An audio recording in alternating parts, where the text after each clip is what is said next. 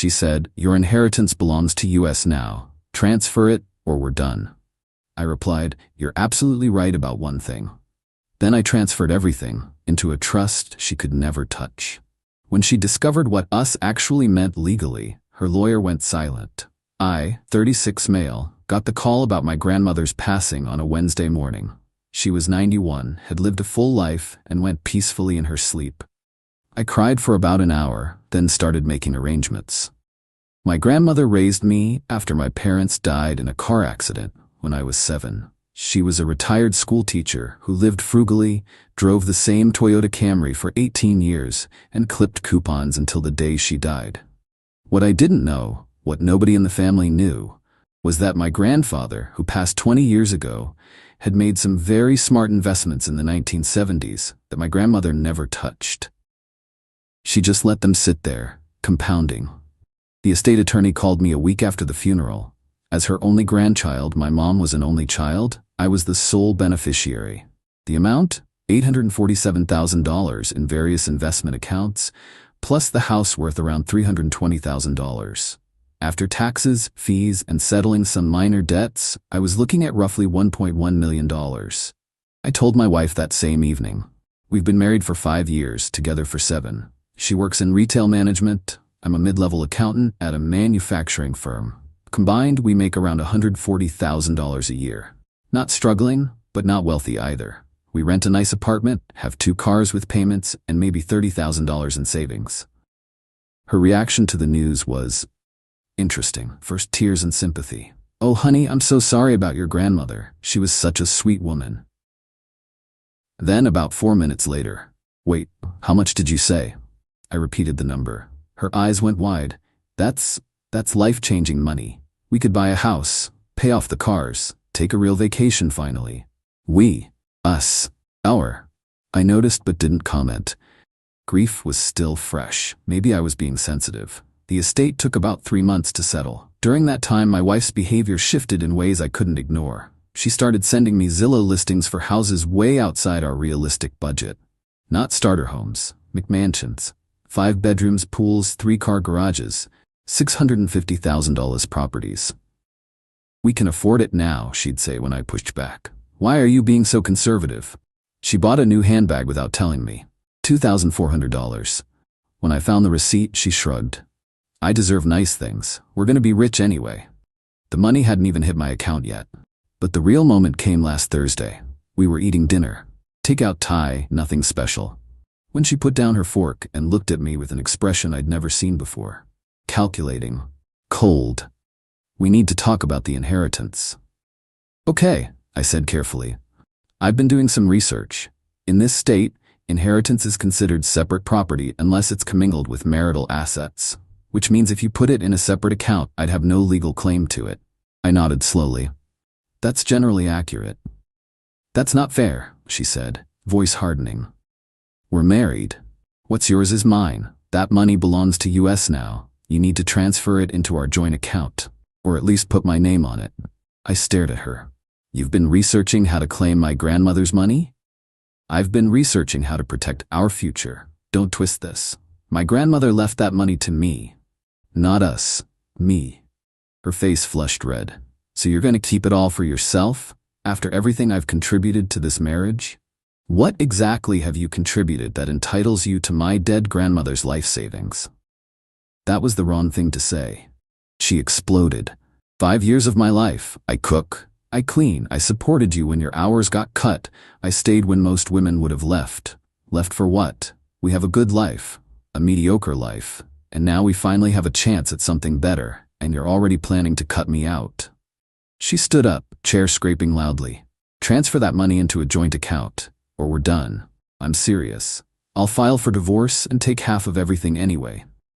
I looked at her, really looked, at the woman I'd loved for 7 years who was now threatening to divorce me unless I handed over my dead grandmother's money. "You're absolutely right about one thing," I said quietly. She paused. "What?" "Priorities matter, and I know exactly what to do with that inheritance now." She smiled, thinking she'd won. "Good, I knew you'd see reason." I didn't say anything else. Just finished my dinner. The next morning, I took a personal day and visited an estate planning attorney. Spent 4 hours in that office. Cost me $3,200 in legal fees, but it was the best money I've ever spent. Update 1 week later. A lot happened. Let me break it down. The estate attorney helped me set up what's called a spendthrift trust. For those who don't know, this type of trust has some very specific protections. The assets inside it are shielded from creditors, lawsuits, and, crucially, divorce proceedings. Here's how it works. I'm not the direct owner of the inheritance anymore. The trust owns it. I'm the beneficiary, meaning I can receive distributions from it, but the principal itself is protected. The trustee, in this case a professional fiduciary company, not me or any family member, controls when and how money gets distributed. The attorney explained that because the inheritance was never commingled with marital assets, it went directly from my grandmother's estate into the trust. My wife would have virtually no claim to it in a divorce. The trust was established before any funds touched our shared finances. I transferred everything, all $1.1 million, into the trust. Then I went home and waited. My wife had been unusually sweet that week, clearly thinking her ultimatum had worked. She'd already started planning our home purchase, talking about neighborhoods, school districts. We don't have kids, pool contractors. Friday evening, she brought it up again. So when does the money transfer finalize? We should probably meet with a financial advisor about buying a house. It already transferred, I said. Her face lit up. Really? That's amazing? So it's in our joint account now? No. Pause. What do you mean, no? You said you transferred it. I did. Into a trust. What? A spendthrift trust. It's a legal structure that protects assets from various claims, including divorce. The color drained from her face. What are you talking about? You threatened to divorce me and take half unless I gave you control of my grandmother's money. So I made sure that if you ever follow through on that threat, there's nothing for you to take. She sat there, mouth opening and closing. You can't do that. That's my money too. We're married. Actually, I can. Inheritance is separate property. I never commingled it. And now it's in a trust that I can't even access directly. Only the trustee can make distributions. This is financial abuse, she screamed. No, it's financial protection. There's a difference. She grabbed her phone and called her mother. I could hear the shrieking through the receiver from across the room. Something about me being controlling and hiding assets, and we need to get a lawyer. Great, lawyers it is. Over the next few days, the entitlement reached levels I didn't think were possible. Her mother showed up at our apartment uninvited, walked in like she owned the place. What kind of man denies his wife financial security? She demanded. What kind of wife threatens divorce to extort her husband's inheritance? I replied. That money should be shared. Marriage is a partnership. Partnerships don't typically involve ultimatums and threats. She called me every name in the book. Selfish, greedy, controlling, a little man with a fragile ego. Said her daughter could have done so much better.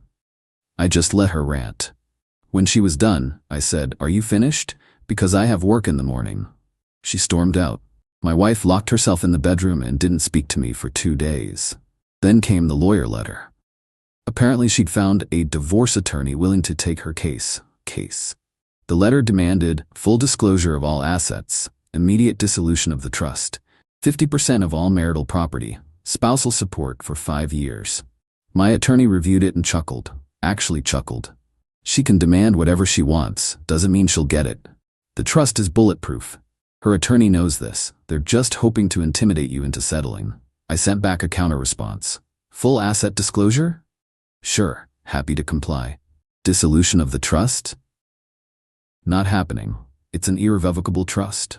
50% of marital property? Fine. Let's inventory what that actually is. Spousal support? Based on what? She earns $58,000 a year. I earn $82,000. No significant income disparity. The reply from her attorney was noticeably less aggressive. Update 2? 3 weeks later, the divorce proceedings started, and boy did reality hit hard. Our first mediation session was enlightening. My wife showed up expecting to walk away with hundreds of thousands of dollars. Instead, she got a very uncomfortable education in property law. Her attorney had clearly tried to explain the situation beforehand, but she wasn't having it. The trust is just a shell, she insisted. He created it to hide assets. That's fraud. The mediator, a very patient woman in her 60s, responded calmly, "Ma'am, establishing a trust for inherited assets is not fraud. It's estate planning. Your husband received the inheritance as separate property, and he elected to protect it before any commingling occurred.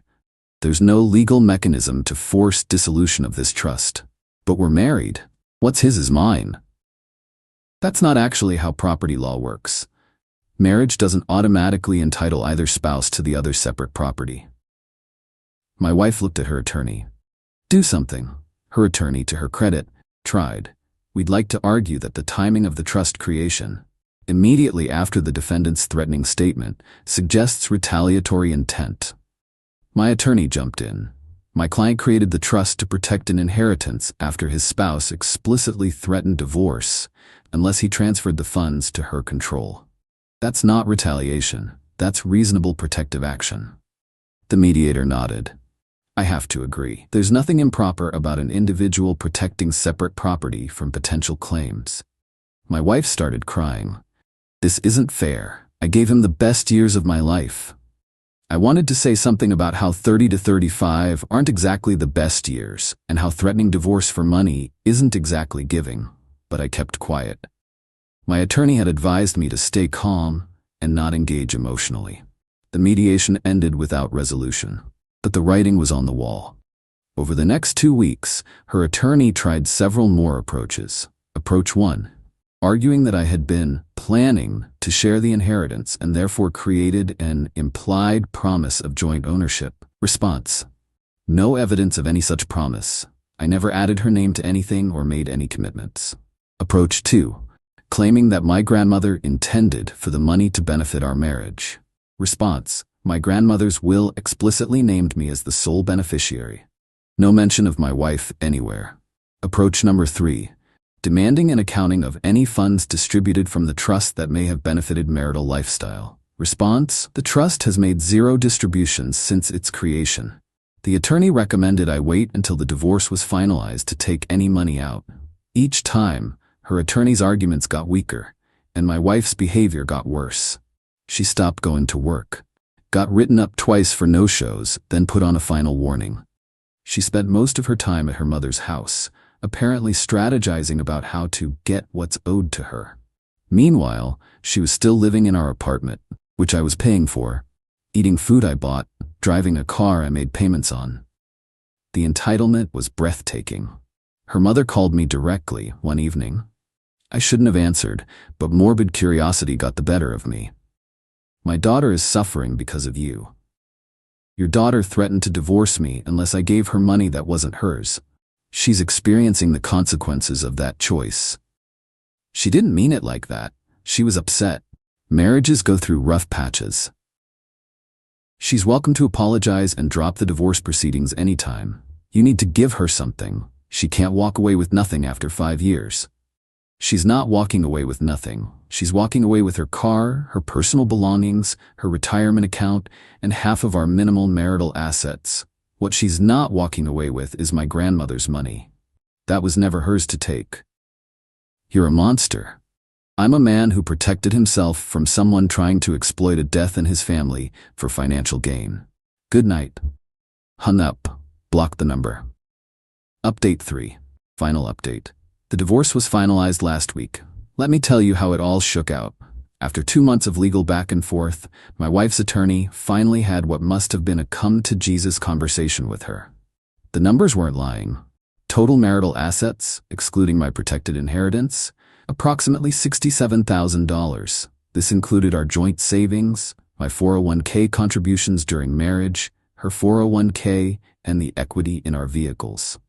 After legal fees, we were looking at maybe $30,000 each. My wife ended up with her car, she took over the remaining payments, her personal property, her retirement accounts, $16,400 in cash from the division of marital assets, after her lawyers cut considerably less, 0 spousal support. Judge found no basis given our similar incomes. 0 claim to the trust whatsoever. Her attorney went silent during the final hearing. Like, actually silent. When the judge asked if there were any additional claims regarding the trust assets, she just shook her head and said, "No, Your Honor." My wife looked like she'd been slapped. She genuinely thought, right up until the end, that some magic legal argument would force me to share that inheritance. Outside the courthouse, she confronted me one final time. "You planned this. You planned this from the beginning." "No," I said honestly. "I planned this from the moment you told me to hand over my dead grandmother's money or you'd divorce me. You gave me a choice between my marriage and my financial security. I chose security.